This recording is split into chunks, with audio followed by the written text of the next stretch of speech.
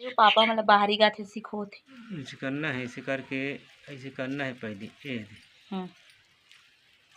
Baker बाद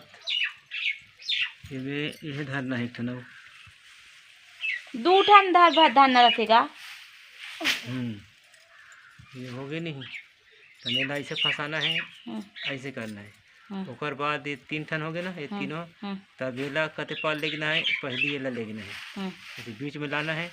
बीच में ला के येला ये ढान तीरे तीर ला के येला ऐसे करके येला ऐसे करना है,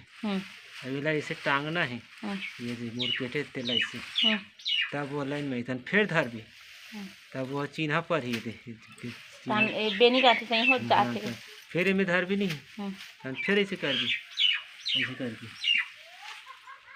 फिर ऐसे धर आगे नहीं, ये धर आगे ते कते हंडी बताओ, धर आगे ते फिर बीच में से फिर ही है। अब ये कोंटा के है जाके नहीं, ये कोंटा के जाके ऐसे करते, ये कोंटा के जाके फंसा के लाते एला एला नीचे ढंगी मुड़ी गड़िया थे एला ऐसे चापे से फिर दे ऐसे टाइप के रहते। अब ये गथात जही ताने से ये देख हाँ कैसे दिखते देख ये है बाहरी गथा गया ऐसे टाइप के बेनी का था, देखो ये बेनी का था भागी है।